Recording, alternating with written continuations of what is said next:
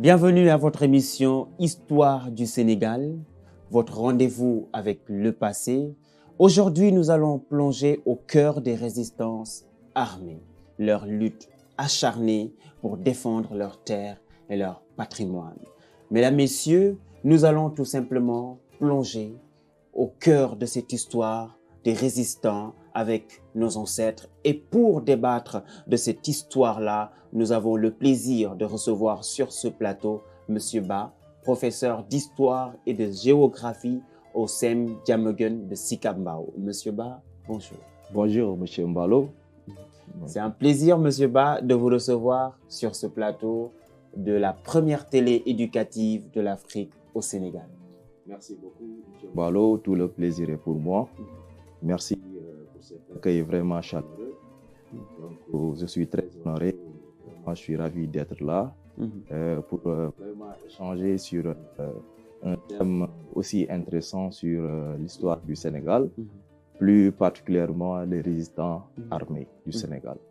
Merci. Alors, je rappelle que c'est toujours un plaisir de recevoir un professeur d'histoire de géo du SEM Diamaguène Sicap Mbao parce que tout simplement, c'est un SEM où j'ai fait des débuts. Okay. J'ai été au SEM Diamaguène Sicap Mbao, donc voilà, c'est plein de souvenirs et de plaisir en tout cas de recevoir un mentor de ce SEM. Merci. Alors, nous allons parler des résistances armées. Oui. Je voudrais d'abord commencer par demander quelle était la cause principale ou bien quelles étaient les causes principales des résistances armées au Sénégal et quel rôle ont-elles joué? Oui, merci beaucoup, M. Mbalo. Permettez-moi, avant d'entrer, de répondre à cette question, de définir un tout petit peu la résistance. Parce que, comme vous le savez, la résistance, c'est d'abord s'opposer. La résistance, c'est se défendre, n'est-ce pas? Pour dire non. La cause principale remonte depuis le 19e siècle. Alors, qu'est-ce qui s'est passé? À un moment donné, les Français avaient décidé d'imprimer leur domination et imposer leur civilisation sur le continent africain.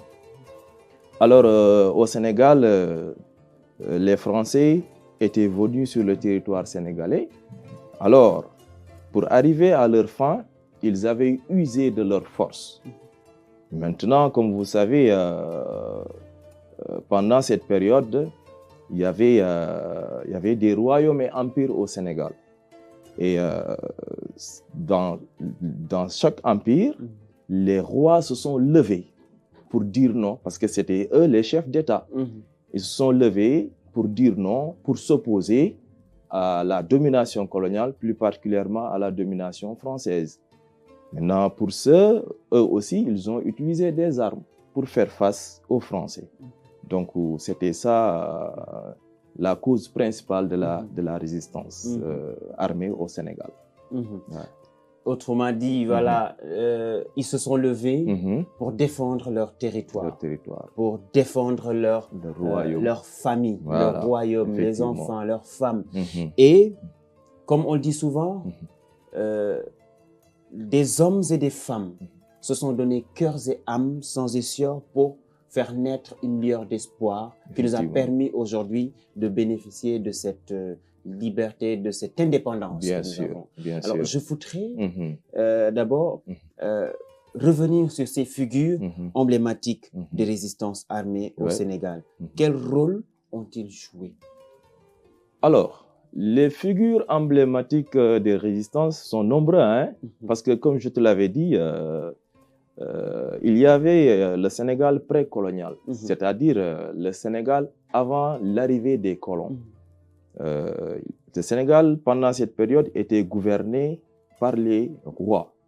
Seul peut-être, il y avait deux empires, l'empire du Djolof et l'empire du Gabou, qui étaient érigés en empire. Pratiquement tout le reste, c'était des royaumes. Et maintenant, il y avait plusieurs figures emblématiques. Les plus connues sont Lat Dior, Ngoné Latyr Diop, n'est-ce pas? Il y avait Albouri Ndiaye, le Bourba Djolof. On peut citer également Boursine, n'est-ce pas? Maba Diakhouba, n'est-ce pas? Ils sont nombreux. Hein? Il y a des figures emblématiques également. Et même qui sont les résistants, nous avons Cheikh Omar Foutiyou. Cheikh Omar Foutiyou, effectivement, Cheikh Omar Foutiyou.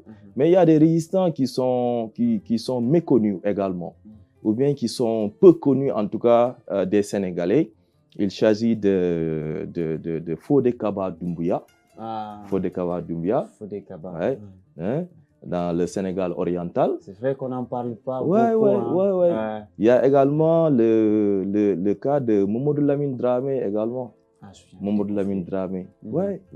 Donc, c'est des figures emblématiques également qui ont résisté, qui se sont opposés aux colons, qui ont pris des armes et qui ont fait face à la colonisation, donc à la pénétration coloniale française.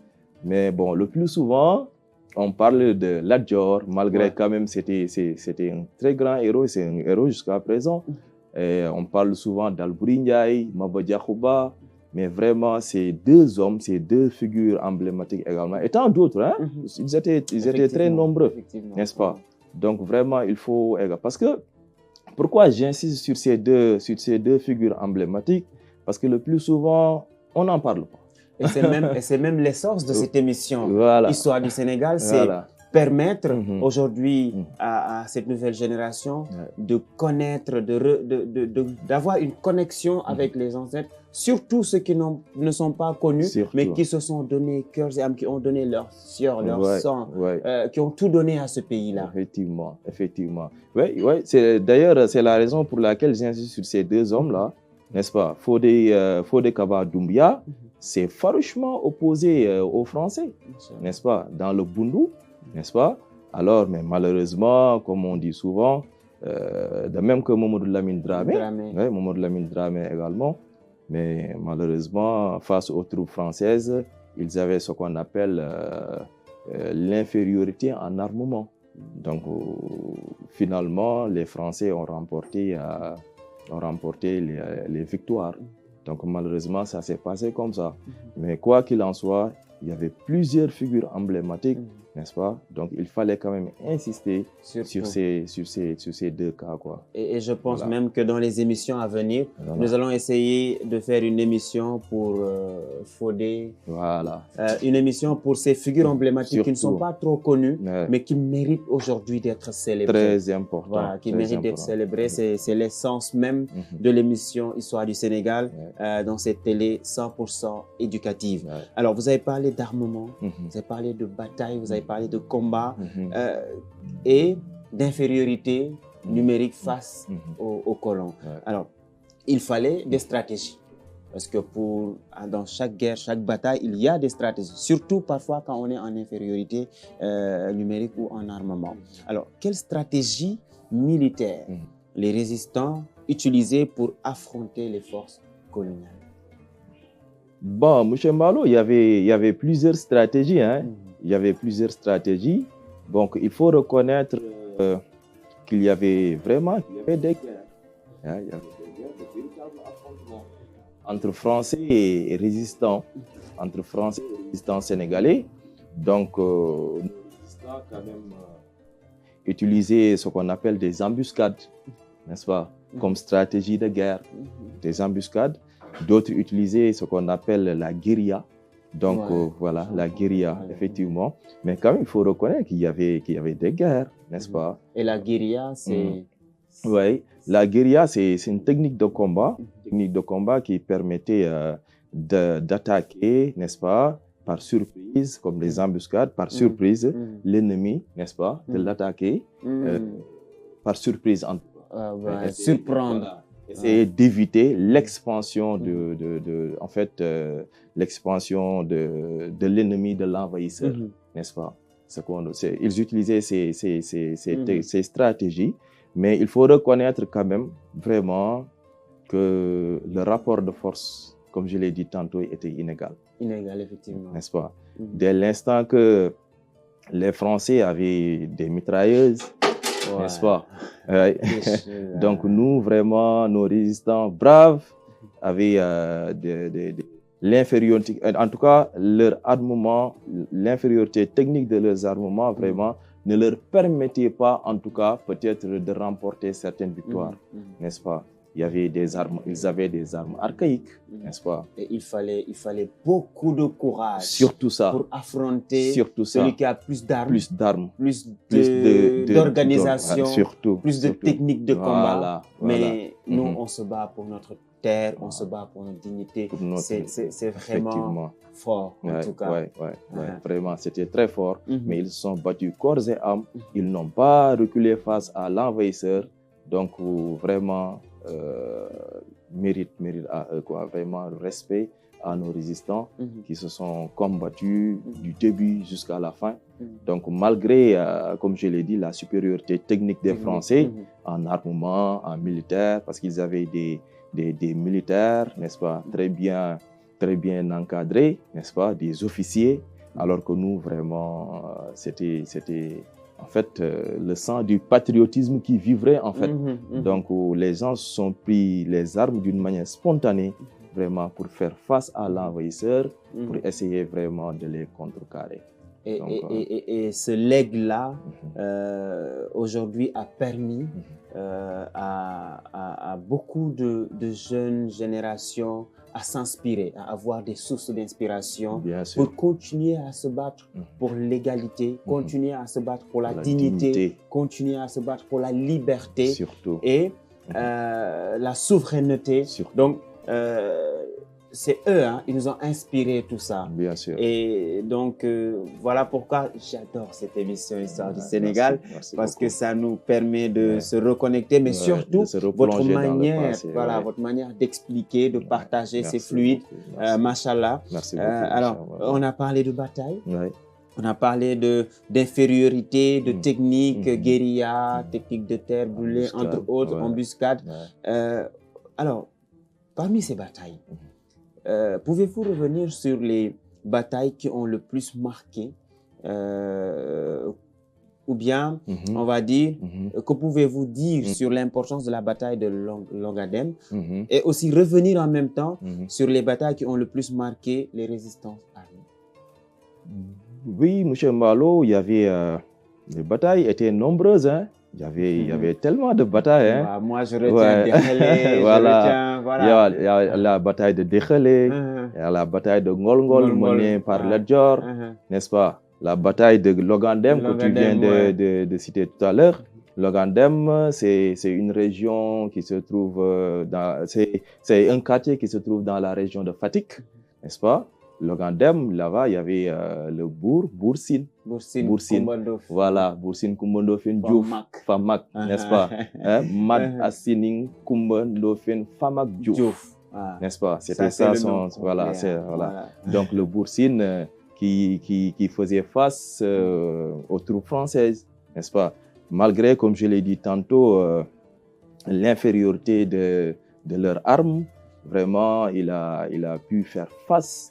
C'était en 1859, la bataille de Logandem. Vous avez une émission avec un professeur, on vous sort les dates, on vous sort les noms complets.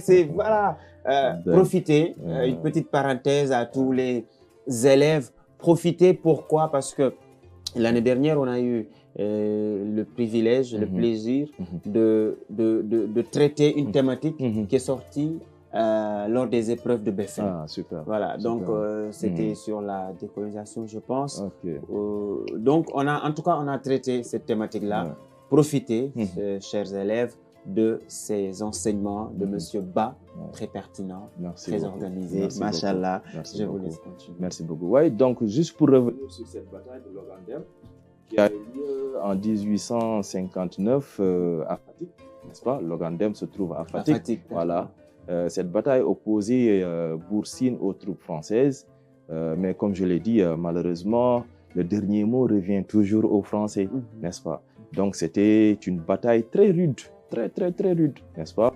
Les Français, quand ils sont venus, à un moment donné, ils ont donné des coups de feu.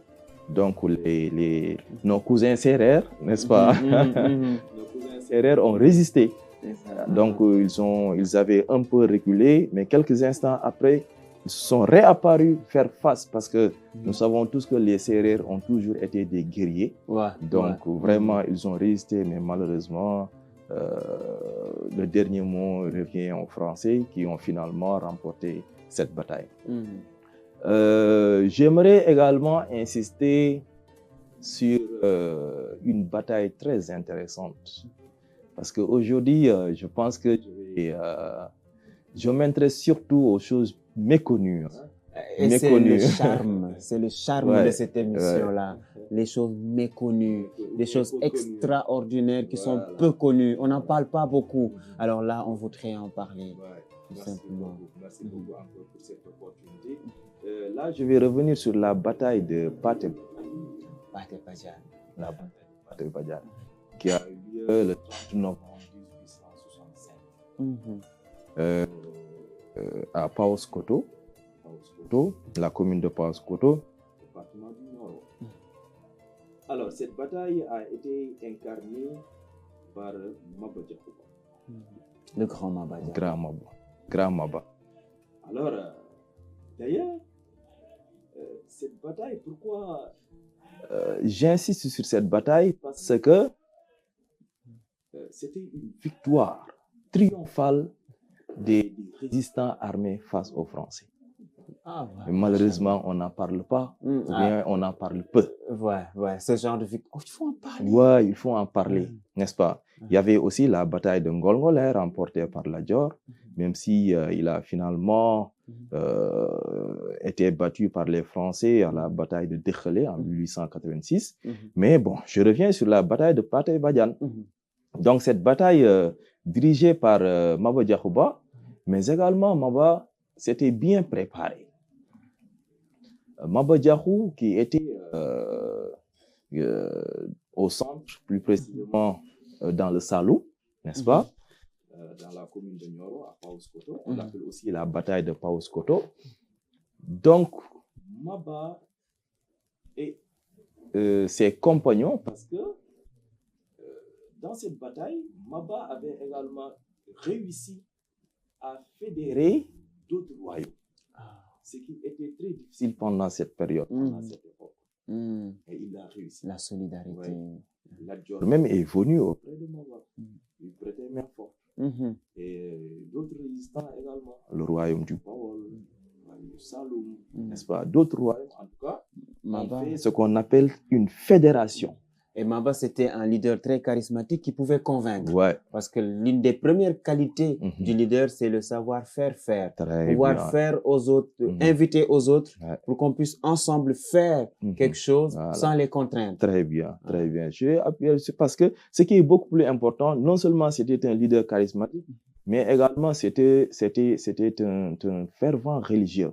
N'est-ce pas? C'était un homme religieux. N'est-ce pas? Maba, avant même l'arrivée des colons, donc son rôle, c'était de répandre la religion musulmane, n'est-ce pas? Et il a fait le djihad, il a fait la guerre sainte, n'est-ce pas? Pour essayer de convertir certaines ethnies ou bien certaines nations qui n'étaient pas dans l'islam. Alors, il a réussi à faire ça. Mais ce qui est plus important lors de cette bataille, il a pu réussir, il a pu rassembler, je dirais, les musulmans et les non-musulmans. Magnifique. Et les non-musulmans, surtout, sont venus ensemble le soutenir et pour repousser l'ennemi. L'image du Sénégal. L'image du Sénégal d'aujourd'hui, n'est-ce pas? Donc, ils l'ont réussi, ils ont gagné, ils ont infligé une lourde défaite aux troupes françaises dirigées par Pinet-Laprade à l'époque. C'était en 1860. Donc, chaque 30 novembre, d'ailleurs, cette bataille est célébrée au Sénégal. Mais malheureusement, ça ne fait pas assez de bruit, ça ne fait pas assez d'écho. Donc, c'est des batailles que vous devez transmettre aux jeunes générations pour qu'ils comprennent au moins vraiment qu'il y avait une bataille ou bien des batailles remportées par nos vaillants résistants armés. Machallah. J'apprends toujours la bataille de Pathé Badiane. Le leadership de Maba Diakhouba. Aujourd'hui, je comprends pourquoi au Sénégal, il n'y a pas de différence entre chrétiens et musulmans. Surtout. On vit en communauté, Ouais. on vit en paix dans les meilleures conditions, parce que tout simplement, c'est dans les racines, c'est depuis les ancêtres. C'est un patrimoine. Voilà. C'est un patrimoine. Et comme vous l'avez dit, chaque 30 novembre, chaque 30 novembre, la bataille est célébrée. Et 30 novembre prochain, Inch'Allah, nous, on reste à votre disposition. Il n'y a pas de souci. Donc, pour célébrer ensemble cette bataille de Pathé Badiane. Ouais. Alors, on a beaucoup parlé des résistants. Des hommes. C'est vrai qu'il y avait plus de résistants que des femmes. Alors, quel est le rôle aussi des femmes? Quel rôle ont-elles joué dans les résistances armées? Bon, écoutez, M. Mbalo, les femmes, d'ailleurs, il y a un adage qui dit derrière chaque homme se trouve une grande dame. Une grande dame, effectivement. Donc, les femmes, même si elles n'ont pas pris les armes pour faire face à l'envahisseur, elles ont joué un rôle très important. Tu sais, quand un roi prépare une bataille ou bien va à la conquête d'eux, il y a des paroles souvent que les femmes donc, jouent à leur époux. Donc, ça les galvanise, ouais. N'est-ce pas? Donc, là aussi, c'est un rôle très, très, très important. Mais au-delà de ça, on peut noter une figure emblématique de la résistance armée dans le Waalo. La Linguère Ndaté Yalla Mbodj. La Linguère Ndaté Yalla, qui se trouvait au nord-ouest du Sénégal, donc s'était également opposée aux Français. Elle aussi, elle avait pris des armes, n'est-ce pas, pour faire face aux Français. Donc, au nord du Sénégal, Waalo, donc non loin de la région de Saint-Louis. Donc, à chaque fois, Ndaté Yalla, à chaque fois, elle s'opposait aux Français. Le gouverneur qui était à Saint-Louis. Alors, malheureusement, comme chaque bataille, à partir de 1855, les troupes françaises sont entrées dans le Waalo. Donc, ils ont vraiment attaqué la reine Ndaté Yalla. Mais bon, finalement, elle a abdiqué. Donc, les Français ont imposé leurs lois. Mais il y a beaucoup de choses que les Français voulaient imposer sur cette terre. Ndaté Yalla s'est levé comme un non.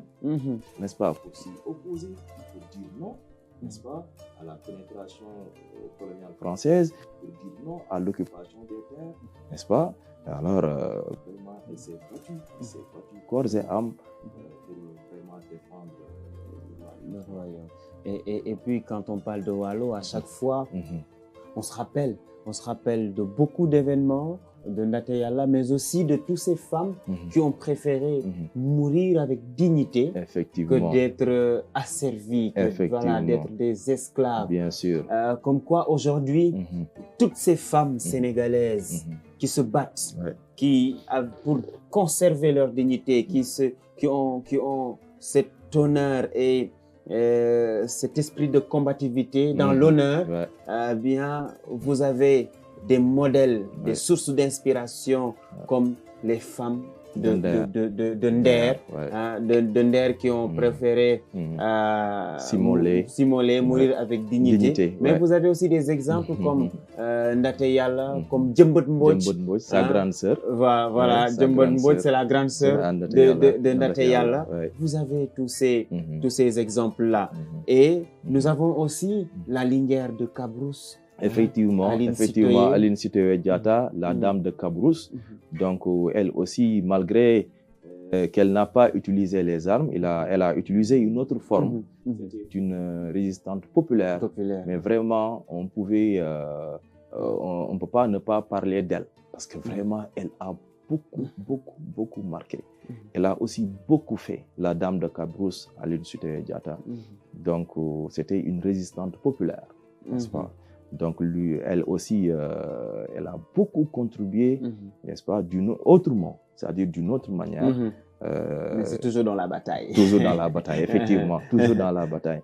Parce qu'il disait à la population de ne plus pratiquer la culture occidentale, n'est-ce pas, de ne plus payer des impôts, refuser ceci, refuser cela. Le sucre préféré, le miel effectivement, à la place du sucre. Effectivement, et vraiment... le consommer local. Consommer local, très bien. Donc, voici en quelque sorte ce qu'il proposait, mais vraiment, elle a vraiment beaucoup impacté, elle a pu vraiment rassembler non seulement ses habitants, mais aussi au-delà du Sénégal entier, même au-delà du Sénégal. Donc, son appel a fait écho et son appel a été vraiment suivi partout en Afrique. Donc, vraiment, mérite également à la dame de Cabrousse, également Aline Sitoé Diatta.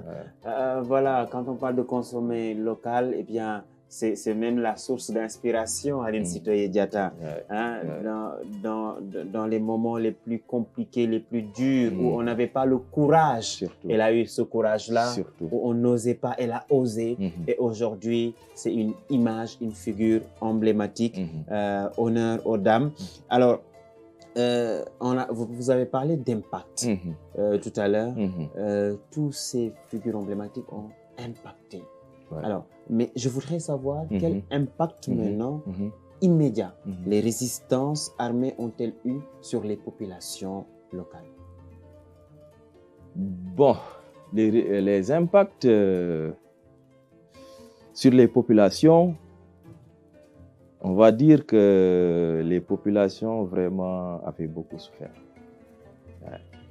Les populations avaient beaucoup souffert. Ils avaient souffert physiquement et moralement.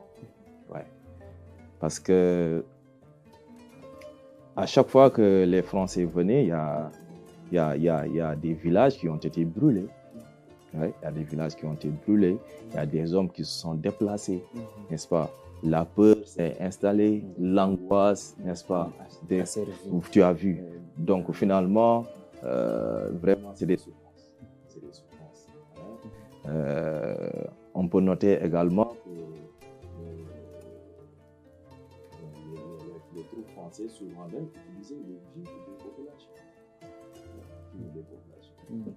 C'était très compliqué, c'était très dur. Alors, on peut dire vraiment qu'il y avait des souffrances. Il y avait des souffrances et aujourd'hui, cette souffrance, leur souffrance, nous ont permis d'avoir une assurance, quoi. Voilà, parce que on dit souvent la souffrance est une école de formation et aujourd'hui, beaucoup de panafricains sont inspirés et forgés par cette souffrance-là. Voilà. Donc, machallah. Alors, aujourd'hui, j'aimerais aussi qu'on parle en quoi les résistances armées ont-elles influencé la lutte pour l'indépendance au Sénégal? Bon, ils ont beaucoup influencé, beaucoup même. Je dirais, ces figures emblématiques, ces figures historiques ont beaucoup influencé la lutte pour l'accession à l'indépendance du Sénégal. Vous savez, le Sénégal a obtenu son indépendance en 1960, mais la lutte a commencé bien avant. Bien avant, effectivement. Bien avant. Raison pour laquelle on parle de la lutte pour l'accession à l'indépendance. Alors, l'accession à l'indépendance a été incarnée par nos dirigeants politiques et syndicaux. Alors, ils se sont beaucoup inspirés sur nos résistants africains. D'ailleurs, lors de cette lutte, parce que c'était une lutte également, malgré le Sénégal a obtenu son indépendance pacifiquement, mais quand même, c'était une lutte, n'est-ce pas? Qu'est-ce qui se passe? Beaucoup de nos figures emblématiques historiques ont été réhabilitées, n'est-ce pas? Ont été réhabilitées lors de cette lutte. Donc, effectivement, leaders politiques et syndicaux se sont bien inspirés de nos dirigeants, de nos résistants armés. Voilà. Donc, vraiment, on peut dire que les résistants ont beaucoup influencé nos leaders politiques et syndicaux pour l'obtention ou bien pour la lutte, l'accession à l'indépendance du Sénégal. Et c'est parce que ces figures emblématiques, nos ancêtres ont dit non, qui nous ont formés et nous ont préparés à dire non aussi. Et ce non-là a poussé aujourd'hui tous ceux qui se sont battus pour l'indépendance à se battre parce qu'ils étaient tout simplement galvanisés par le passé, l'histoire. Parce que comme je le dis souvent, l'histoire, c'est la lumière du passé qui illumine le présent. Et c'est l'inspiration du passé qui façonne le présent. Ils nous ont inspirés, ils nous ont galvanisés. Et aujourd'hui même, cette lutte continue. On voit fièrement le Sénégalais ou même l'Africain très fier de ses sources, très fier de son histoire. Parce que tout simplement, on a eu des ancêtres modèles, dignes, braves et très courageux. Alors, en parlant de célébration, est-ce qu'il y a aujourd'hui des figures, des monuments historiques au Sénégal pour célébrer ces figures emblématiques? Oui, M. Mbalo, bien sûr, il y a des lieux, il y a aussi des monuments qui vraiment honorent ces figures emblématiques. On peut citer par exemple les forts. Il y a le fort de Podor, il y a le fort de Sédhiou, n'est-ce pas? Il y a également le fort de Bakel, n'est-ce pas? Je disais tout à l'heure que c'est là où Cheikh Omar Foutiyou s'est confronté avec les Français. C'était en 1857, n'est-ce pas? Le fort de Bakel. Nous avons également une grande statue quand même de Ndaté Yalla. Ndaté Yalla, la Linguère, l'héroïne du Waalo. Cette statue se trouve en face de la préfecture de Dagana. Dagana, d'accord. Statue en bronze, n'est-ce pas?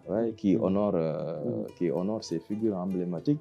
Et vraiment, tout récemment, nous avons vu les statues de Lat Dior à Thiès, n'est-ce pas? Donc, avec le président Bassirou Diomaye Diakhar Faye qui a vraiment inauguré le jour où on inaugurait cette statue.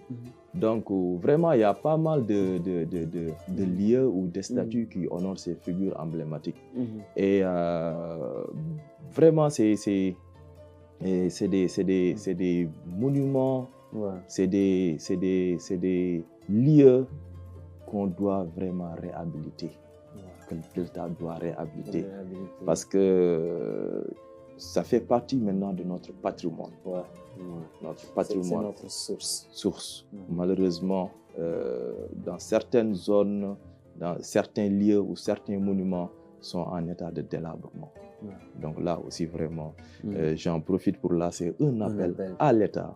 Vraiment, la réhabilitation de certains lieux, monuments, sites historiques qui sont délabrés ou bien qui sont en état de disparition. Voilà. Et je pense que l'État du Sénégal, en tout cas, j'ai foi, j'ai confiance, puisque, comme vous l'avez si bien dit, il n'y a pas longtemps, ils ont inauguré ce statut de Lat Dior Ngoné Latyr Diop, et nous avons entendu le discours sur la reconnaissance des efforts et des sacrifices qui ont été faits par nos ancêtres. Et ça rassure. Espérons en tout cas que tout sera réflexionné. En tout cas, ce fut un plaisir. C'est un plaisir, monsieur, de vous recevoir sur ce plateau. Alors, j'aurais aimé qu'on continue à discuter, à échanger. Je pense même l'élève à côté qui est en train de nous suivre aussi aimerait bien qu'on continue, mais malheureusement, nous sommes un peu pris par le temps. Donc, mais très rapidement, on parlera on va poser une ou deux questions. Alors, comment ces figures et ces événements sont-ils enseigner. On parlera d'enseignement. Ouais. Vous êtes professeur, Bien vous sûr. êtes enseignant, vous êtes dans ce domaine-là. Comment sont-ils enseignés ou transmis aux jeunes générations? Oui, ces figures historiques sont enseignées ou transmises aux jeunes générations à travers les cours, à travers le programme d'histoire, n'est-ce pas? À travers le programme d'histoire, à travers les cours d'histoire, n'est-ce pas? À travers également des exposés, à travers, oui, pas mal de choses qui se passent ici. On transmet ces figures emblématiques. Par exemple, il y a des leçons, depuis même l'élémentaire, qui portent sur ces figures historiques. Je me rappelle de la leçon de Lat Dior. De Lat Dior, oui. C'est C2, C1, 42, à Kër Amadou Yalla. Une leçon que j'aimais beaucoup. Donc, dès l'école primaire, on commence déjà à transmettre ces connaissances-là à ses enfants. Donc, arrivé au collège également, il y a des leçons, il y a des notions sur ça. Donc, voilà, approfondi. Donc, il y a le programme d'histoire. D'ailleurs, il y a une leçon sur la résistance, les différentes formes de résistance. Il y a également des leçons d'éducation civique sur le patrimoine historique, sur le patrimoine culturel. Donc, à travers ces différents cours, on peut vraiment bel et bien transmettre à l'élève ces figures emblématiques et finalement ils pourront non seulement connaître et en bénéficier également. Voilà. Machallah, machallah. Et aujourd'hui, vous êtes les gardiens aujourd'hui de cette tradition, c'est les professeurs d'histoire et de géographie. Vous nous reconnectez, vous nous donnez l'amour même de nos ancêtres, mais aussi la reconnaissance de leur effort, de leur sacrifice. Merci pour ce noble service, en tout cas que vous rendez à ces jeunes générations, aux élèves, mais pas que, parce qu'aujourd'hui, à travers cette émission, c'est sûr qu'il y aura des papas, des mamans, des tontons qui vont regarder parce que c'est la télé-école, parce que c'est la télé 100% éducative, parce que tout simplement, c'est de l'enseignement et on a tous envie de nous connecter, de nous reconnecter avec notre histoire. Alors, Monsieur Ba, aujourd'hui, si je devais vous demander votre message, un message, mais avant le message, peut-être quelle est la plus grande leçon que l'on peut tirer des résistances armées au Sénégal? Quelle est la plus grande leçon que l'on peut tirer des résistants armés au Sénégal, mais en même temps profiter pour votre message, votre mot de la fin, peut-être pour les élèves, vos élèves, peut-être pour les Sénégalais en général, pour le gouvernement, en tout cas, votre message et mot de la fin. D'accord, M. Mbalo. Donc, pour répondre d'abord à la question, la plus grande leçon à tirer, donc on peut tirer pas mal d'enseignements sur les résistants armés, pas mal d'enseignements. D'abord, le courage, n'est-ce pas? Ils sont très courageux parce que c'était pas facile faire face à l'envahisseur qui était beaucoup plus préparé, beaucoup plus costaud, mais malgré tout, ils se sont levés, ils se sont défendus. Donc, ils ont dit non quand il fallait dire non. Mais la leçon la plus importante que j'en tire, c'est la bataille de Pathé Badiane. Cette solidarité, cette intégration sociale, religieuse, ethnique, qui a eu lieu pendant cette bataille, vraiment m'a beaucoup ébahi. Et qu'est-ce qu'on apprend par là en tant que jeune génération? C'est dans l'union qu'on peut tout obtenir. D'ailleurs, il y a un adage qui dit « Seul, on va plus vite, ensemble, on va plus loin. » Plus loin, effectivement. C'est ce que nos ancêtres avaient compris depuis le 19e siècle. Et la solidarité autour de Maba cette intégration sociale autour d'Amaba a permis de repousser l'envahisseur. Jusqu'à présent, comme je vous l'avais dit, à Patay Badiane, quand vous y allez, les armes coloniales françaises sont toujours là-bas, leurs chars, etc. Donc c'était magnifique. Qu'est-ce que je veux dire par là?